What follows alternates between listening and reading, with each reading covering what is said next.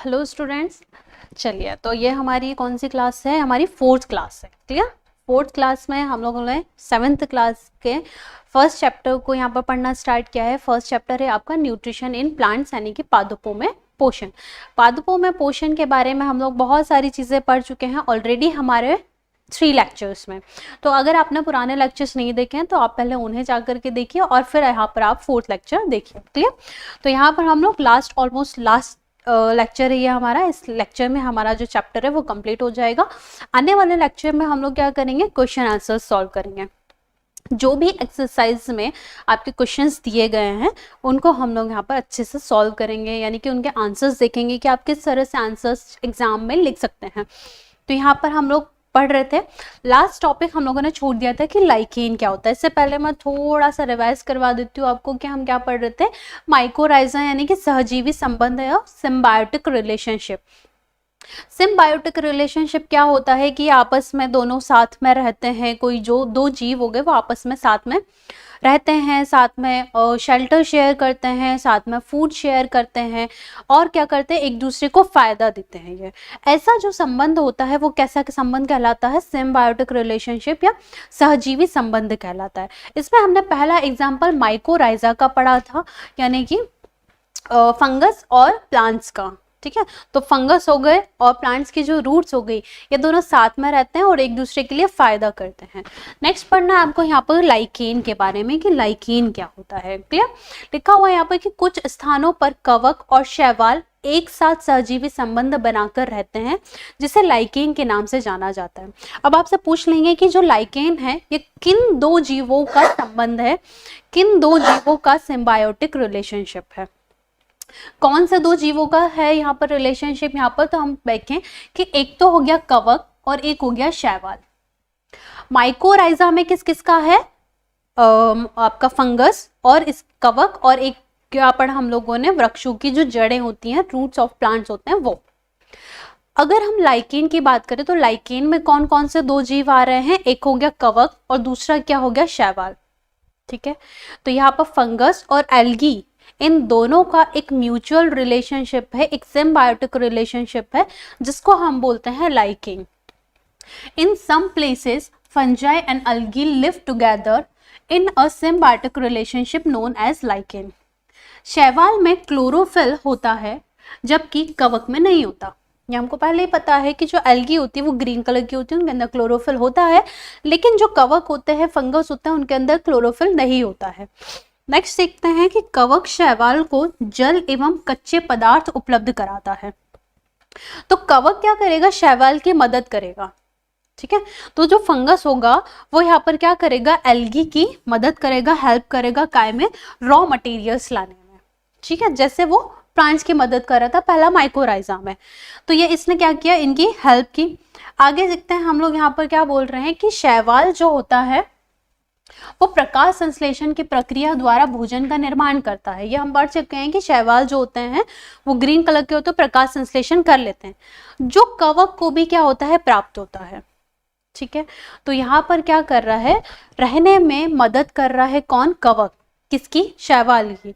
तो शैवाल को मदद करता है रॉ मटेरियल, कच्चे पदार्थ लाने में, जो भी चीजें उसको चाहिए वो लाने में मदद करता है। बदले में जो शैवाल होता है वो खाना बना करके किसको देता है? कवक को देता है। तो इन दोनों को एक दूसरे से क्या है? फायदा है, इसलिए ये एक तरह का सिम्बायोटिक रिलेशनशिप है। Algae produce food through the process of photosynthesis which is also available to fungi. इसके लिए भी क्या होता है? वो खाना अवेलेबल होता है।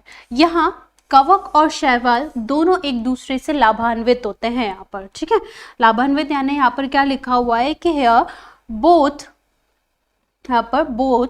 Fungus and algae benefit from each other. यही बताया मैंने कि दोनों को एक दूसरे से क्या होता है? फायदा होता है। ठीक है, चलो ये हो गया आपका लाइकेन। चलो, इस तरह का स्ट्रक्चर होता है लाइकेन का। आपने देखा होगा कहीं कहीं पर, जब आप किसी पत्थर पर हो गया तो लाइकेन भी यहाँ पर इस तरह से होता है। अब इनके साथ क्या रहेगा? फंगस भी रह रहा है बीच बीच में। ये देखो आपको दिखाई दे रहा है व्हाइट कलर की, ये फंगस भी हैं, और ग्रीन कलर का जो दिखाई दे रहा है वो एल्गी है। तो एल्गी और फंगस दोनों क्या रहते हैं? साथ में रहते हैं, और लाइकेन इस तरह का आपको दिखाई देता है। ठीक है, चलो आगे चलते हैं अब आप लोग। नेक्स्ट टॉपिक है आपका क्या, how are nutrients replenished in the soil. क्या बोल रहे हैं कि मृदा में जो पोषकों की पुनः पूर्ति किस प्रकार होती है। पुनः पूर्ति यानी किस प्रकार होती है, हम बात करें कि प्लांट्स क्या कर रहे हैं यहाँ पर कि लेते चले जा रहे क्या पोषक पदार्थ, तो कम क्यों नहीं होते पोषक पदार्थ। पुनः पूर्ति यानी कि प्लांट्स अब जहाँ पर वो चलकर तो जा नहीं सकते दूसरी जगह पर कि भाई यहाँ पर नहीं मिल रहा है न्यूट्रिशन तो हम दूसरी जगह चलते हैं, ऐसा तो हो नहीं सकता है, प्लांट्स वहीं की वहीं रहेंगे, तो वो न्यूट्रिशन को ले लेंगे। तो यहाँ पर क्या होता है फिर उनकी पुनः पूर्ति कैसे की जाती है, क्या आपको उसके अंदर देना पड़ेगा कि प्लांट्स अच्छे से उग जाए, उनको क्या आप चीज़ दे देंगे कि उनको पोषक मिल जाए, ठीक है। तो क्या होता है यहाँ पर कि पौधे जो होते हैं वो मृदा से खनिज पदार्थों का लगातार अवशोषण कर रहे हैं, यहाँ पर लगातार कर रहे हैं क्योंकि प्रकाश संश्लेषण बनता रहता है रोज। अतः मृदा में खनिज पदार्थों की मात्रा में लगातार कमी होती जाती है, खनिज पदार्थ क्या होंगे, कम होते चले जाएंगे। इसलिए मृदा को इन पोषक तत्वों से पूर्ण करने के लिए भूमि में क्या डाला जाता है, उर्वरक तथा खाद मिलाया जाता है, ठीक है। क्या मिलाया जाएगा, उर्वरक और खाद मिलाया जाएगा। फर्टिलाइजर्स और मैन्योर का क्या करते हैं हम यूज करते हैं, ठीक है। तो प्लांट्स जब आप उगाते होंगे या खेती वगैरह करते हैं तो वहां पर क्या होता है, ये फर्टिलाइजर्स डाले जाते हैं प्लांट्स को न्यूट्रिशन की पूर्ति करने के लिए, क्लियर। यहाँ पर वही लिखा हुआ है कि therefore to enrich the soil with these nutrients, fertilizers and manure are added to the soil। इसलिए हम सॉइल में क्या डालते हैं, फर्टिलाइजर्स डालते हैं, क्लियर। नेक्स्ट लिखा हुआ है कि उर्वरक एवं खाद में नाइट्रोजन, पोटेशियम, फास्फोरस एवं अन्य पोषक तत्व क्या होते हैं, मौजूद होते हैं, ठीक है। किसमें मौजूद होते हैं, यहाँ पर खाद और उर्वरक में क्या क्या मिलता है आपको, नाइट्रोजन मिलेगा, फास्फोरस मिलता है और क्या मिलता है, पोटेशियम मिलता है। तो कभी आप मार्केट में जैसे या कुछ भी लोग अगर फर्टिलाइजर खरीदने जाते हैं तो उनको बोलते हैं एनपीके फर्टिलाइजर, जिसके अंदर क्या होता है, नाइट्रोजन होता है, पोटेशियम होता है और फास्फोरस होता है। तो nitrogen, potassium, phosphorus and other nutrients are present in the fertiliser and manure, ठीक है। तो मिट्टी से क्या होता है, नाइट्रोजन अगर नहीं मिल रहा है, पोटेशियम, ये सब मिनरल्स नहीं मिल रहे हैं तो हम उनको क्या डाल देते हैं, ऊपर क्या देते हैं, ऊपर से हम लोग उनको फर्टिलाइजर्स देते हैं प्लांट्स को। ये देखो इस तरह से छोटा सा पौधा है, इसको हमने क्या डाल दिया, ये फर्टिलाइजर डाल दिया मिट्टी में, तो इससे क्या होता है, प्लांट्स अच्छे से पोषण क्या करते हैं, ले सकते हैं, ठीक है। चलो नेक्स्ट देखते हैं और हम लोग क्या लिखा हुआ है कि पादपों को प्रोटीन बनाने के लिए सामान्यतः नाइट्रोजन की आवश्यकता तो होती है। हम लोगों ने देखा कि कार्बोहाइड्रेट तो वो प्रकाश संश्लेषण से बना लेता है, लेकिन प्रोटीन बनाने के लिए उसको क्या चाहिए, नाइट्रोजन चाहिए। और वो नाइट्रोजन कहाँ से मिलता है, उसको मिट्टी से मिलता है, ठीक है, क्योंकि वो हवा से नहीं ले सकता। अब मिट्टी में ऐसे कुछ जीवाणु मौजूद होते हैं जो नाइट्रोजन को क्या करते हैं, यौगिक बनाते हैं और मिट्टी से प्लांट्स ले लेते हैं। यहाँ पर देख रहे हैं plants generally require more nitrogen to make proteins. हालांकि वायु में नाइट्रोजन की प्रचुर मात्रा मौजूद होती है, परंतु पौधे इसका सीधा तौर पर उपयोग नहीं कर पाते हैं, जैसे कि कार्बन डाइऑक्साइड का अवशोषण करते हैं। जैसे कार्बन डाइऑक्साइड डायरेक्टली आपके क्या है, हवा में मौजूद होती है और प्लांट्स उनको डायरेक्टली ले लेते हैं कार्बन डाइऑक्साइड को, ठीक है। बट उसी तरह से सेम नाइट्रोजन नहीं ले पाते हैं प्लांट्स। जैसे हम बात करें, मैंने बताया था कि जो आटा है वो आप डायरेक्टली नहीं खा सकते, आपको उसको रोटी बना करके देना पड़ेगी। लेकिन अगर आपको गाजर दे दें, खीरा दे दें काट के, तो आप डायरेक्टली खा सकते हो उसको, ठीक है। तो कुछ चीज़ें आप डायरेक्टली खा सकते हैं, लेकिन कुछ चीज़ों को आपको कुछ अलग तरह से कुछ तो करना पड़ेगा, तभी आप उसको खा पाएंगे। तो सेम उसी तरह से तो कार्बोहाइड्रेट तो ले सकता है ये एयर से डायरेक्टली, बट नाइट्रोजन नहीं ले सकता है। क्या लिखा हुआ है, फलीदार पादपों जैसे, फलीदार यानी कि जैसे दाल वाले जो पौधे होते हैं, जैसे चने हो गया, मटर हो गया, मूंग हो गया, सेम, अरहर, ये सब जो चीजें होती है। अरहर समझते हैं हम लोग, अरहर यानी क्या होता है, अरहर यानी तुअर की दाल। तूर दाल खाते हैं आप घर पे, मैक्सिमम आपकी मम्मी क्या बनाती होंगी, तुअर की दाल बनाती होंगी, उसी को बोलते हैं हम लोग अरहर की दाल। मूंग की दाल हो गई, बहुत सारी जितनी भी दाल हो गई वो हो गया, चना हो गया, मटर हो गया। तो ये सब जो होते हैं ये कैसे पादप कहलाता है, फलीदार पौधे कहलाते हैं। फलीदार पौधों को हम लोग बोलते हैं लेग्यूमिनस प्लांट्स। ये आपको याद रखना है, ठीक है, क्या याद रखना है, लेग्यूमिनस प्लांट्स। इनकी जड़ों में, ये ऐसे जो पौधे लेग्यूमिनस प्लांट्स जो होते हैं इनकी जड़ों में ये बहुत इंपॉर्टेंट है, राइजोबियम नामक जीवाणु रहते हैं। ठीक है, अब ये जीवाणु का नाम आ गया पर्टिकुलर, क्लियर। तो कौन सा बैक्टीरिया मिलता है इनके अंदर आपको, राइजोबियम बैक्टीरिया जो होता है वो रहता है। तो ये लेग्यूमिनस प्लांट्स में ही आपको देखने के लिए मिलता है, या फलीदार जो पादप होते हैं उनके अंदर राइजोबियम नामक क्या होता है, जीवाणु रहते हैं। ठीक है, आगे देखते हैं और हम लोग क्या है इसके अंदर कि राइजोबियम जीवाणु वायुमंडलीय नाइट्रोजन को यौगिकों में परिवर्तित कर मिट्टी में मिला देते हैं। अब राइजोबियम बैक्टीरिया करता क्या है यहाँ पर कि जो भी एटमॉस्फेरिक नाइट्रोजन है, एटमॉस्फेयर में या वायुमंडल में जो नाइट्रोजन है उसको ये लेता है और किस में बदल देगा, ये कंपाउंड्स में बदल देगा। यही काम तो कर रहे थे जीवाणु। तो इसमें हम ये बता दिया है कि बैक्टीरिया जो है, कौन सा बैक्टीरिया, राइजोबियम नाम का बैक्टीरिया, और ये कहाँ रहता है, तो ये फलीदार पादपों की जड़ों में रहता है। और ये कैसे मदद करता है उनकी, तो ये नाइट्रोजन को फिक्स कर देता है, कहाँ पर ले जा करके स्थिर कर देगा, मिट्टी में ले जा करके। फ्री नाइट्रोजन जो एयर में प्रेजेंट है उसको कहाँ ले जाएगा, ये मिट्टी में, और मिट्टी में क्या करेगा, ये उपयोगी यौगिकों में बदल देगा। अब जो प्लांट है जो फ्री नाइट्रोजन नहीं ले पा रहे थे वो मिट्टी से क्या करेंगे, नाइट्रोजन ले लेंगे। ठीक है, चलो आगे देखते हैं। ये देखो यहाँ पर ये डायग्राम बना हुआ है, यहाँ पर ये देखो क्या लिखा हुआ है यहाँ पर, ये रूट नोड्यूल्स हैं, ये रूट नोड्यूल्स है, मतलब ये यहाँ पर रहेंगे। क्लियर, कौन रहेंगे, बैक्टीरिया यानी कि राइजोबियम रहेंगे। और ये क्या है, लेग्यूमिनस प्लांट है। लेग्यूमिनस यानी ये जब मटर का जो पौधा है, सिंपल ये दिखाई दे रहा है। क्या लिखा हुआ है यहाँ पर कि nitrogen fixing bacteria like rhizobium. अब राइजोबियम को ही क्या बोलेंगे, नाइट्रोजन फिक्सिंग बैक्टीरिया बोलने लगेंगे, क्योंकि ये नाइट्रोजन को मिट्टी में क्या कर रहा है, फिक्स कर रहा है। ठीक है, स्थिर कर रहा है। Fixes atmospheric nitrogen into nitrogenous compounds, into nitrogenous compounds. ठीक है, तो क्या कर रहा है ये कि नाइट्रोजन फिक्सिंग बैक्टीरिया जो है, जो राइजोबियम है, वो एटमॉस्फेयर से यानी वायुमंडलीय नाइट्रोजन को क्या करेगा, ले लेगा। इसके बाद ये क्या करेगा कि नाइट्रोजन के यौगिकों में इसको ये बदल देगा और मिट्टी में स्थिर कर देगा।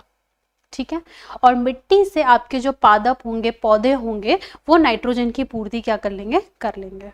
ठीक है, तो पहली पूर्ति तो हम लोगों ने देखा कि पहली पूर्ति तो हम फर्टिलाइजर डाल करके दे सकते हैं। दूसरी बात हो रही है फलीदार पौधे की। ये क्या लिखा हुआ है कि इसके बदले पादप जीवाणु को आवास एवं भोजन प्रदान करते हैं। अब राइजोबियम बैक्टीरिया नाइट्रोजन फिक्स करके दे रहा है पौधों को, तो बदले में जो नाइट्रोजन जो आपके प्लांट्स होते हैं वो क्या करेंगे, उनको रहने का और खाने का इंतजाम करके देंगे। ठीक है, अतः फलीदार पौधे एवं राइजोबियम जीवाणु के मध्य कैसा संबंध होता है, सहजीवी संबंध होता है। बात समझ में आ गई।